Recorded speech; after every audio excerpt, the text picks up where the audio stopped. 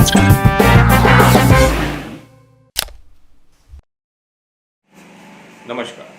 मैं प्रबल प्रताप शाही। आप देख रहे हैं माई टेक विद प्रबल प्रताप शाही। 2 दिनों से एक बड़ा ही विचलित करने वाला वीडियो सर्कुलेट हो रहा है। वो गुजरात का है, वही मोदी जी का आज का गुजरात, गांधी जी का गुजरात नहीं, मोदी जी का गुजरात। वहाँ पर एक कस्बे में पुलिस वाले 2 युवकों को बारी बारी से बिजली के खंभों पर बांधते हैं और पीछे से पिटाई करते हैं डंडों से, और जो वहाँ भीड़ है वह भारत माता जय के नारे लगाती है।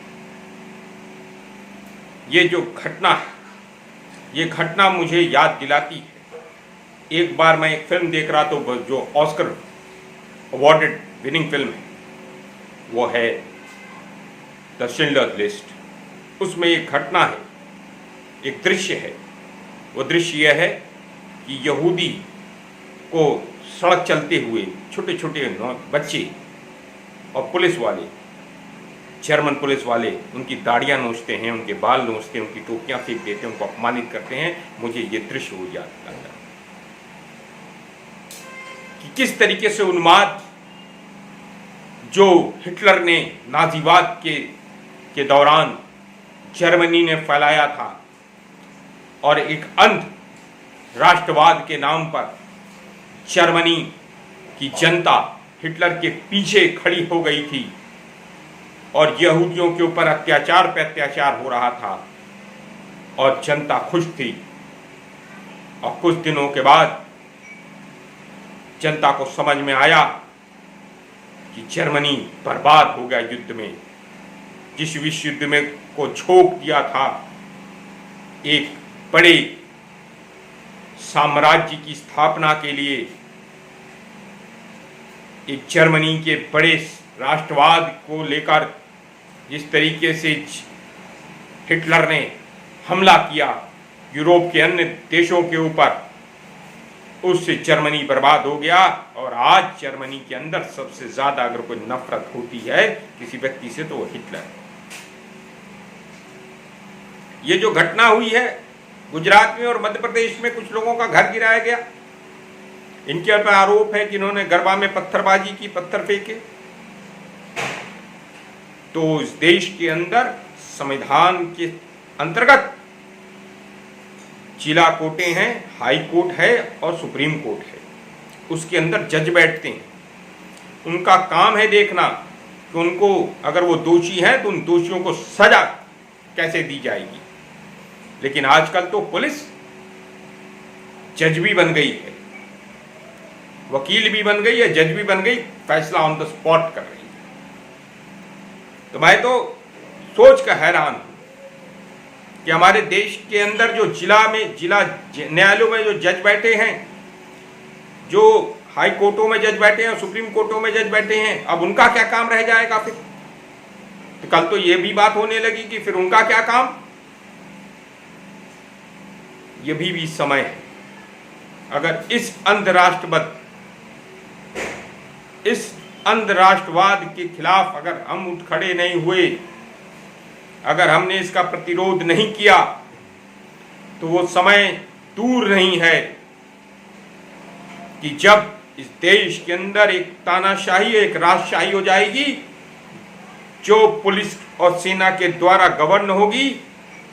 वहां पर कोई सुनवाई नहीं होगी, कोई सिस्टम नहीं होगा, कोई जिला न्यायालय नहीं होगा, कोई हाई कोर्ट नहीं होगा, कोई सुप्रीम कोर्ट नहीं होगा।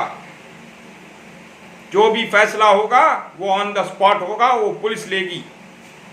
मैं पूछना चाहता हूं, किस आईपीसी की किस धारा से और संविधान के किस अनुच्छेद के अंतर्गत पुलिस को वो कार्रवाई करने का अधिकार मिला?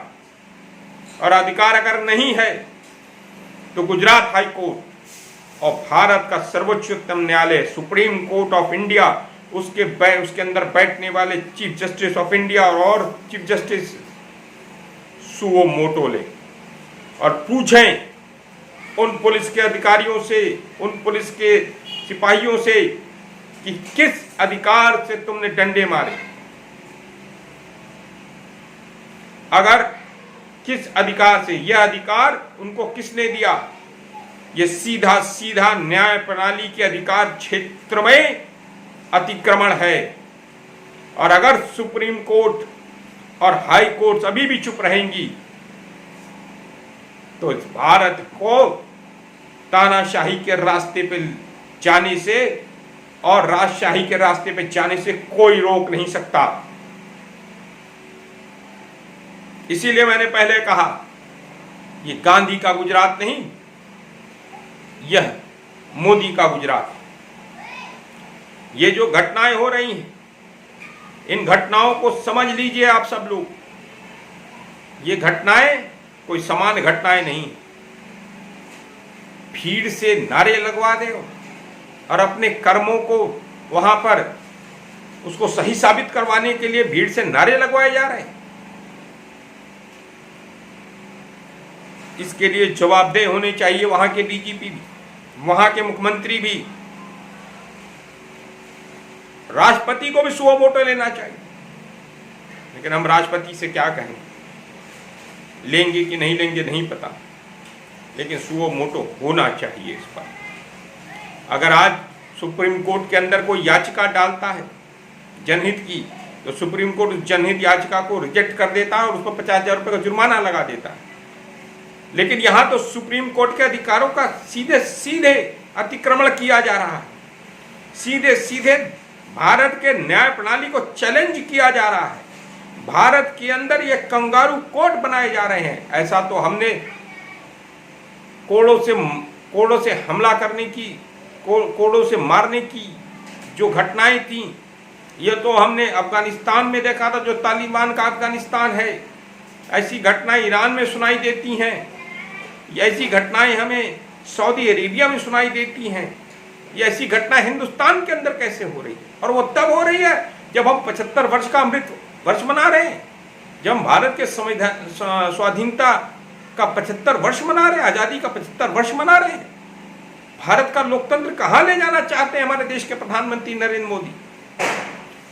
हमारे देश के प्रधानमंत्री नरेंद्र मोदी और उनकी जो भारतीय जनता पार्टी, उसकी सरकारें हमारे देश के संविधान को तहस नहस करने पर उतारू हैं। इसलिए मैं आप सबसे आग्रह करूंगा, अगर आप सब लोग, जो लोग भी वीडियो देख रहे हैं, इस पर विचार करिए, सोचिए कि कहीं हम भी तो उन्मादी भीड़ में नहीं शामिल हो गए। उन्मादी भीड़ में कहीं हम भी तो नहीं शामिल हो गए।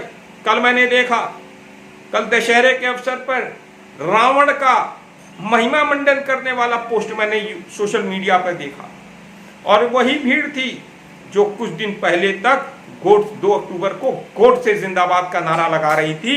वो वही लोग थे, एक ही संगठन, एक ही सोच के लोग हैं, जो राक्षसी प्रवृत्ति के लोगों का महिमा मंडित करने का काम करते हैं। रावण भी अगर राक्षस था तो नाथूराम गोड से भी राक्षसी प्रवृत्ति का ही व्यक्ति था, जो एक कमजोर, दुबले पतले, राम को मानने वाले, राम के अनन्य भक्त महात्मा गांधी को कि सीने पे 3 गोलियां मार देता है, वो भी कोई व्यक्ति राक्षस से कम नहीं होगा। जिस व्यक्ति ने हमेशा सदा प्रेम और करुणा की बात की, अहिंसा की बात की, उस व्यक्ति का अंत हिंसा से किया गया। और वो कौन लोग थे, किस संगठन से, सबको पता है। इसलिए अपने आप को हम जो उन्मादी भीड़ में तब्दील कर दे रहे हैं, वह इस देश को हम बनाना, रिपब्लिक बनाने जा रहे हैं। इसलिए मैं फिर से सुप्रीम कोर्ट से यही आग्रह करूंगा कि सुओ मोटो लो, अभी भी समय है। और अगर सुओ मोटो आपने नहीं लिया तो वो दिन दूर नहीं कि कोई पुलिस वाला खड़ा होकर किसी जज को बेइज्जत कर देगा। वो दिन दूर नहीं होगा।